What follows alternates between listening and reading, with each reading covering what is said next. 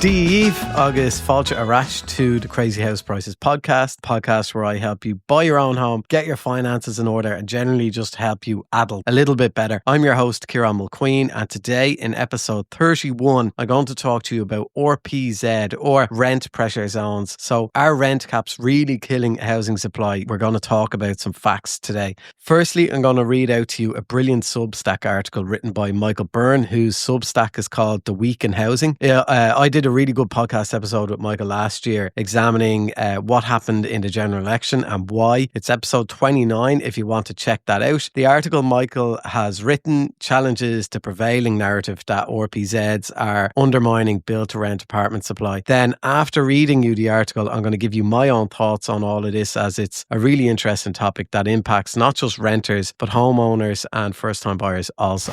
I'm going to pause the podcast for a second because I want to talk to you about a company called Financial Planning Matters. Their website is fpms.ie. This is a company that I know very well and the team behind it are fantastic. It's a small Irish company that believes that financial planning should be accessible, easy to understand and affordable for everyone. That's why they offer personalised financial advice that's tailored to your unique needs and goals. Their team of expert financial planners will look at your current financial situation and develop a personalised strategy to give you a roadmap to achieve your financial goals. It's not just about setting up a pension or investing your money. They'll consider all aspects of your finances to help you get to where you want to be. So that could be saving for your deposit. It could be knowing where to invest your children's allowance. It could be maybe you have loads of money and you want to know what to do with it. So their customer service is incredible. I've been using them for over a year now and I cannot recommend them enough. So check out fpms.ie.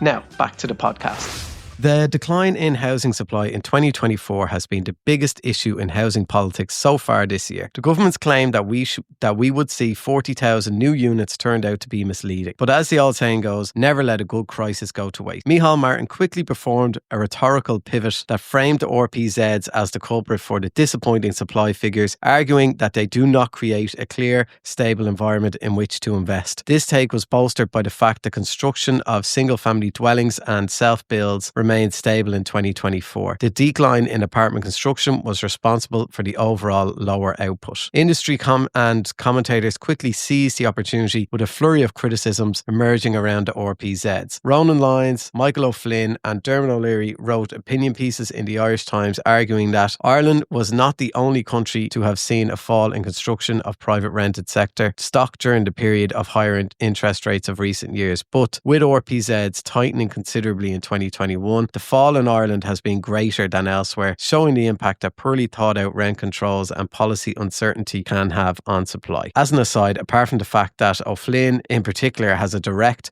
economic interest in rent deregulation, it's quite remarkable that the three members of the Housing Commission embarked on this solo run to undermine the findings of the report that they themselves had been involved in writing. Irish Institutional Property, in a post on LinkedIn, said, "In the absence of decisive government action without further delay to reform the current rent cap, this trend of declining investment will only worsen." Pat Farrell, CEO of Irish Institutional Property, in a letter to the Irish Times wrote that rental prices began to climb again in 2024 in tandem with a marked reduction in new supply as the impact of the 2% rent caps continued to bite, resulting in institutional investment drying up. Hook and MacDonald, who are estate agents and property consultants, argued in their recent report that the fall off in apartment supply was directly attributable to the rent cap, which is killing supply in the rental market. Michael says, "At no stage have I seen anyone cite any evidence that there is a causal connection between RPZs and the decline in supply. Nevertheless, this argument was largely uncritically picked up by the media and is now shaping the debate on the reform of the rental sector." But what if the claim that RPZs have undermined supply is just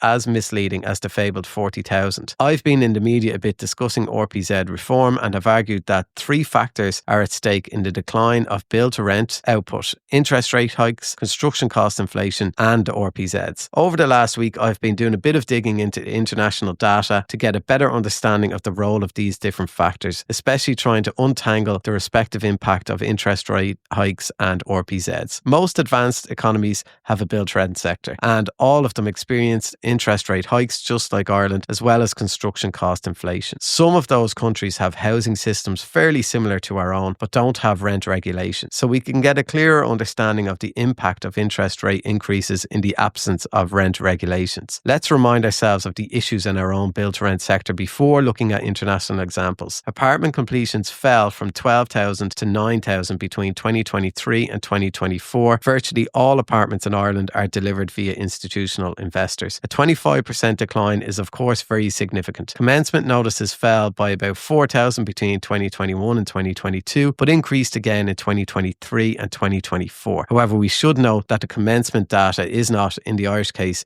a reliable predictor of supply. Now let's look at world's largest built-to-rent market, the US. Over there, the sector is called multifamily and has been well established for decades. Although there is quite a lot of variety, most cities in the US don't have rent regulation, and even those that do have much more liberal regimes than our own RPZs. Cushman and Wakefield's data on US multifamilies show that developers are pulling back significantly, with just 230,000 units breaking ground in 2024, on par with 2012 levels, and over 30% below the pre-pandemic average of 330,000. More forecasters project 2025 deliveries will be roughly half the rate of 2024. So the US has seen a massive decline in build-to-rent investment and construction, indeed much more significant than our own. The UK is more similar to Ireland both in terms of its overall housing systems and in that build-to-rent is a new sector which took off post-financial crisis. The one big difference is that it is the most weakly regulated rental sector in Europe. If we want to look at how build-to-rent investment performed in a country which has neither rent regulation nor security of tenure, then we need to look no further than the UK. And lo and behold, what do we find? Only that build-to-rent investment has plummeted there too. So if you look at the figures, data is from the report from British Property Federation, and UK build-to-rent units under construction collapsed from over 25,000 units in 2012 to under 10,000 in 2024. The Knight Frank report shows that the picture in London was even worse, with new build-to-rent starts declining in the lowest annual level since 2014. The UK and the US are usually grouped with Ireland and so-called Anglo-liberal housing regimes. However, they are, of course, not in the Eurozone. Although both the Federal Reserve and the Bank of England increased interest rates over the same period as the ECB, their interest rates were slightly higher. It's therefore instructive to look at some of our European neighbours. Germany is by far Europe's largest build-to-rent market, as more than half of households are renters. It does have rent regulation, but this regulation is arguably more lenient and flexible than Ireland's, and it didn't stop a build-to-rent investment boom when interest rates were low. So based on the prevailing wisdom in Ireland, we would expect German build-to-rent investment to have performed better than in Ireland over recent years, but nothing could be further from the truth. In fact, the decline in build-to-rent has been of a much greater magnitude in Germany than in Ireland. So according to CBRE, in the first half of 2023, the transaction volume in Germany's investment market for multifamily properties, upwards of 50 units, came in at 3.1 billion, marking a decline of 61% compared with the year earlier period. This data relates to total investment volumes rather than investment in new supply. So looking at forward funding transactions, also one of the main forms of funding of build-to-rent in Ireland, in the first half of 2023, 965 million was allocated to forward funding transactions as against 3.1 billion a year ago. Based on this brief overview, it appears that Ireland has actually outperformed the UK, the US and Germany in maintaining build-to-rent supply in a context of interest rate hikes. The conclusion can only be that interest rates have played a decisive role in ensuring build-to-rent supply has fallen in jurisdictions irrespective of their rent regulation policy. To be clear, I am not claiming that RPZs had absolutely no impact. Investment decisions are a function of the relationship between interest rates and expected rental growth. I'm oversimplifying, but these are the basics. So RPZs of course play a role in investment, but there is certainly no evidence that RPZs are the decisive factor. The evidence presented above strongly supports the argument that interest rates were the decisive factor. Stepping back from the data, let's consider how the demonisation of RPZs was able to take hold in Ireland in the Irish debate so quickly. It seems to have worked something like this. The decline of overall housing output put the supply question front and centre. Micheál Martin's intervention framed the issue of RPZs and institutional investment, and Mitchell and McDermott's report, which received a lot of attention attention in the media showed that the fall off in supply was related to the decline in apartment construction, which, as noted, is virtually all institutionally funded. Various stakeholders, including industry, funds, developers, estate agents, etc., jumped on the opportunity to frame RPZs as the main cause. The media and politicians then accepted the claims of industry without, it appears, subjecting them to much in the way of scrutiny. To my knowledge, none of the critics of RPZs nor any of the politicians have been asked to provide concrete evidence of the claim that RPZs are causing a decline in apartment construction. Over the past few weeks, I've met numerous people involved in these debates who have said words along the lines of, I speak to developers all the time and they tell me RPZs are a huge problem. This is simply not a credible argument and certainly not one policy should be based on. It was not at all difficult for me to find holes in the arguments made against RPZs. If I was able to do this, you can be damn sure that everyone involved in institutional funds has known this for a long time. What bothers me most about all of this is how high the stakes are, especially for tenants. The quality of our debate really matters.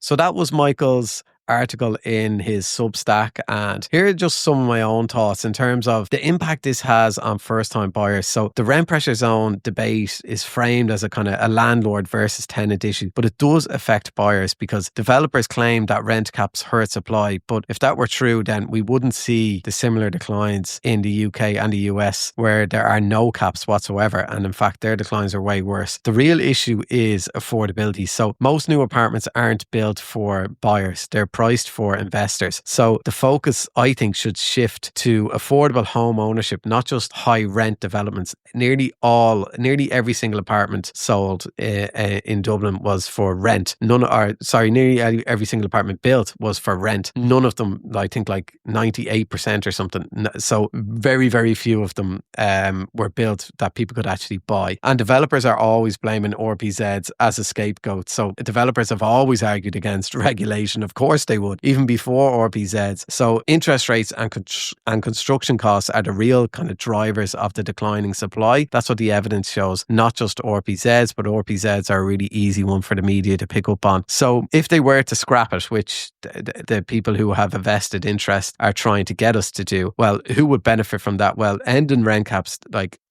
it's not going to magically increase supply. It will just drive up rents even more. And then higher rents make it even harder for renters to save for a mortgage then. So that's going to impact their ability to buy a home. And as you know, I'm a big believer in home ownership. I think the whole rental system here is so difficult to navigate, but also just so dangerous with a lack of security. And if people are renting into their 40s and 50s, well then their ability to get a mortgage then is going to be less because they only borrow for a certain amount of time and they get really stuck in this kind of really vicious circle of not being able to own a home, and then rents are going up and up and up, and it's just an absolutely horrible cocktail. So I think the government policy should support buyers. So instead of relying on big investors, focus on building homes that first time buyers or subsequent time buyers can actually afford.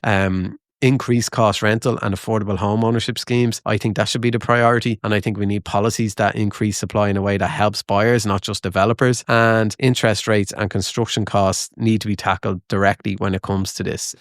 Agus sin é le haghaidh on episode shut of the Crazy House Prices podcast. Please do subscribe to Michael's Substack, The Week in Housing. He puts out some really informative content. And if you're enjoying the podcast and my Instagram and want to show your support, head over to patreon.com/Crazy House Prices. Your support not only helps keep this podcast and the Instagram page going, but it also gives you exclusive access to bonus content like detailed Q&As where I answer every single question sent in. Plus, you'll get the unique opportunity to engage with my community of over 110,000 followers, asking them questions that Google could never answer. Also, my book, How to Buy a Home in Ireland, is available nationwide. Just Google it and you'll find it in stock somewhere, or even better, rent it from your local library for free. I will chat to you all soon. Slán go fóill.